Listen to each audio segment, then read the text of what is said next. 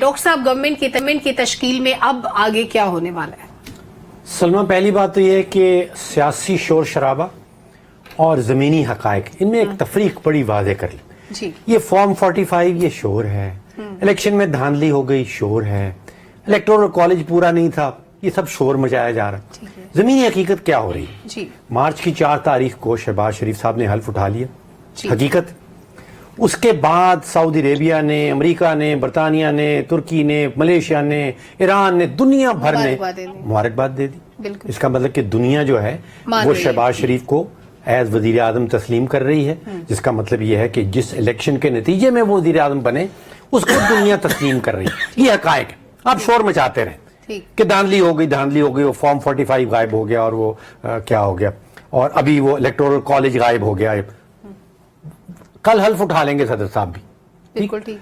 وہ نمبرز کی بات کر رہے تھے، ابھی انور صاحب نے بھی ذکر کیا، مبشر صاحب نے. 411 ووٹ ہیں، نیچے 181 ہیں، 230 ووٹوں کا فرق ہے. آپ کتنی ریزرو سیٹیں اس میں جمع کر لیں گے اور کیا بن جائے گا؟ یہ شور ہے. حکومت سازی ہو رہی ہے، دنیا نے اس کو تسلیم کر لیا ہے، اور ایک نیا ماڈل سلمہ سامنے آ رہا ہے.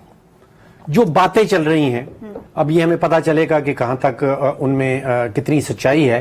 دیکھیے، فورن منسٹری کے اندر کہا جا رہا ہے کہ ڈار صاحب کو عہدہ ملے گا، فورن منسٹر بنایا جائے گا. تو شاید وہ نواز شریف صاحب کی چوائس ہوں گی. ساتھ ہی ساتھ فاطمی صاحب کا نام آ رہا ہے تو وہ شہباز شریف صاحب کی طرف سے آ رہے ہیں. پھر جیلانی صاحب کا نام آ رہا ہے اور وہ کہتے ہیں کہ وہ برج ہوں گے حکومت اور اسٹیبلشمنٹ کے درمیان. تو آپ سوچئے کہ فورن منسٹری کا ایک نیا ماڈل سامنے آ رہا ہے جہاں پہ ڈاکٹر صاحب یہ چوچو کا مربع ہے، کیونکہ اس میں سب کے کوئی نہ کوئی بندہ آ رہا ہے. جی دیکھیے، آپ یہ شور ضرور ہے کہ چونچو کا مربع ہے. حقیقت یہ ہے کہ یہ بن رہا ہے اور اب پتہ چلے گا کہ یہ کیا ڈیلیور کر پاتا ہے یا نہیں. بن رہا ہے، یہ لگتا ہے ایسے. آپ انٹیریئر میں ابھی محسن نقوی صاحب کا ذکر ہوتا ہے. دیکھیے، محسن نقوی صاحب کا ذکر ہوتا ہے تو وہاں پہ ایک تفریق کر لیں، احتجاج اور انتشار. احتجاج کی اجازت ہوگی اور انتشار کی اجازت نہیں ہوگی، اور اس اصول کو امپوز کرنے کے لیے محسن نقوی صاحب کا نام سامنے آ رہا ہے. اور اسی حوالے سے پی ٹی آئی والے ڈر بھی رہے ہیں. تو احتجاج کریں، آپ شور مچائیں، آپ اسمبلی کے اندر مچائیں، باہر مچائیں، انتشار کی اجازت نہیں ہوگی. فائنانس منسٹری ابھی تک چیزیں واضح نہیں ہیں. لگ رہا ایسے ہی ہے، بار بار محمد اورنگزیب صاحب کا نام آ رہا ہے. تو آپ سوچئے کہ ایک ٹیکنوکریٹ جو ہیں وہ وہاں پہ آ رہے ہیں. تو پرانا ماڈل جو ہے اس کا وہ ختم ہو رہا ہے، ایک نیا ماڈل سامنے آ رہا ہے جس میں کلوز کولیبریشن ہے. 2 یا 3 بار انور صاحب نے SIFC کا ذکر کیا. دیکھیے، جب جھگڑا ہوتا ہے کہ FBR کی اصلاحات ہونی ہے یا نہیں ہونی اور رک جاتا ہے تو معاملہ جاتا ہے SIFC کے پاس. جب PIA کی نچکاری میں معاملہ رک جاتا ہے تو معاملہ جاتا ہے SIFC کے پاس. تو یہ ایک نیا ماڈل ہے. عباسی صاحب کا اب درست ہے کہنا کہ یہ نیا ماڈل ہے، یہ کھچڑی بن رہی ہے. اب یہ اونلی ٹائم ول ٹیل کہ یہ ڈیلیور کر پاتا ہے یا نہیں.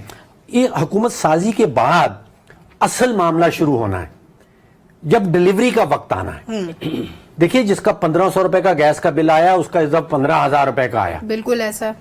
حکومت کے پاس کیا فارمولا ہے؟ پچھلے سال جو آٹے کی بوری بک رہی تھی وہ آج 60% مہنگی ہے، 1 سال کے اندر 60% اپ ہے. بالکل. حکومت کے پاس کیا فارمولا ہے؟ یہ حکومت سازی، یہ ہمیں بتانا ہے. یہ جو عباسی صاحب ذکر کر رہے ہیں کہ کیا یہ ڈیلیور کر پائیں گے ان چیزوں کے اوپر.